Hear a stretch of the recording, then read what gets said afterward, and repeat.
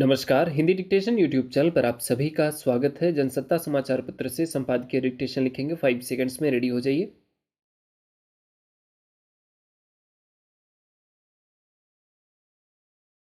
इसमें कोई दो राय नहीं कि कोरोना महामारी के झटकों से दो चार हुई दुनिया अब भी आर्थिक मोर्चे पर संभलने की राह तलाश रही है।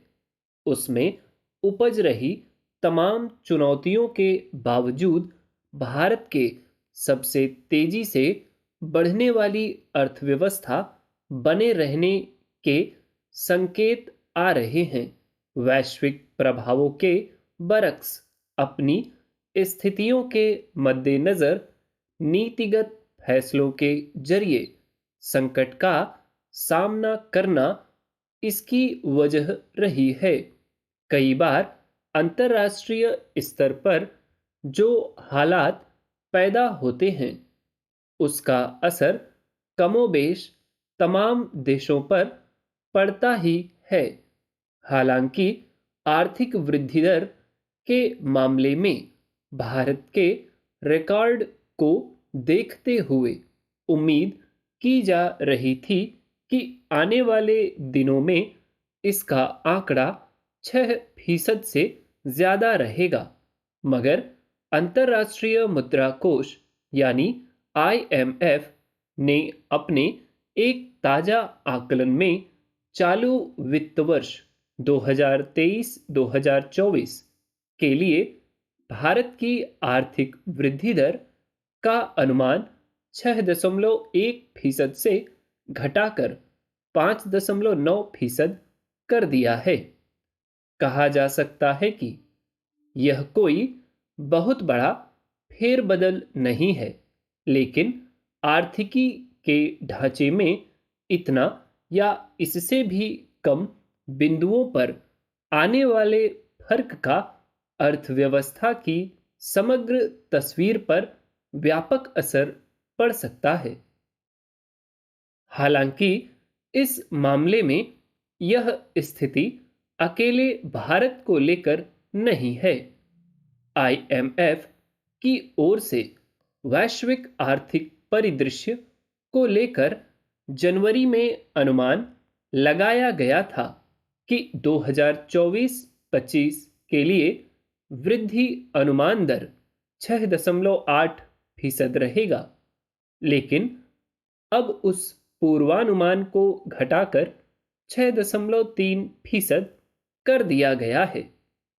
जाहिर है, दुनिया भर में उत्पादन और सेवाओं में उपज रही चुनौतियों के मद्देनजर आर्थिक मोर्चे पर जो उतार चढ़ाव आ रहे हैं, उसी की पृष्ठभूमि से मंदी के संकेत भी सामने आ रहे हैं। इस वैश्विक उथल पुथल से शायद चाह कर भी कोई देश अछूता नहीं रह सके। जहां तक भारत का सवाल है, IMF ने आंकड़ों में भारत में आर्थिक वृद्धि दर में गिरावट की बात तो कही है। इसके बावजूद उसका कहना है कि यह दुनिया में सबसे तेजी से बढ़ने वाली अर्थव्यवस्था बना रहेगा। इससे यही बात पता चलती है कि अगर कोई देश बुनियादी रूप से अपनी जमीन मजबूत रखता है तो उसे अचानक उपजे उथल पुथल का सामना करने में भी मदद मिलती है। जिस तरह के आर्थिक झटकों से उबरना दूसरे देशों के लिए कई बार बेहद मुश्किल हो जाता है, उसमें भी भारत न केवल हालात का सामना करता है, बल्कि अपनी रफ्तार को स्थिर बनाए रखने में भी कामयाब रहता है। लेकिन यह भी ध्यान रखने की जरूरत है कि अगर रोजगार के मोर्चे पर मौजूदा स्थिति बनी रही, बड़ी तादाद में लोगों की क्रय शक्ति में लगातार आ रही गिरावट की वजह से मांग में नरमी बनी रही, तो इससे बाजार में प्रदर्शन में कमजोरी आएगी। जाहिर है, इसका सीधा असर उत्पादन में गिरावट और उसके मुताबिक भारत की आर्थिक वृद्धि दर पर पड़ेगा। यह दूसरे देशों की अर्थव्यवस्थाओं को भी प्रभावित कर सकता है। गौरतलब है कि इससे पहले फरवरी के आखिर में भारतीय रिजर्व बैंक की मौद्रिक नीति समिति की ओर से भी देश की कमजोर आर्थिक वृद्धि दर को लेकर चिंता जताई गई थी। अगर इसमें सुधार के उपाय नहीं किए गए, तो यह स्थिति बढ़ते श्रम बल की जरूरतों को पूरा करने के लिए पर्याप्त नहीं रहेगी।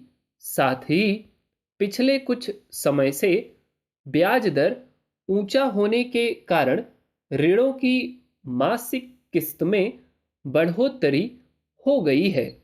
स्वाभाविक ही इसका प्रभाव आम परिवारों के रोजमर्रा के खर्चों पर पड़ा है और मांग में गिरावट आई है। यानी अगर उत्पादित वस्तुओं और सेवाओं की मांग के मामले में यह स्थिति नहीं सुधरी, तो चिंता और बढ़ सकती है। उम्मीद करता हूं डिक्टेशन आपने बहुत अच्छा लिखा होगा। आई होप आपने सारे वर्ड सही से लिखे होंगे। ठीक, यदि कोई वर्ड आपसे छूटा है या सुनने में कुछ गड़बड़ हुई है, तो प्लीज़ उसको एक बार फिर से रिकॉल करें और उसकी लिख कर प्रैक्टिस खूब कर लें। ठीक, कोई भी इसमें ऐसा बहुत यूनिक वर्ड नहीं है जो आपको पहली बार देखने सुनने को मिला हो।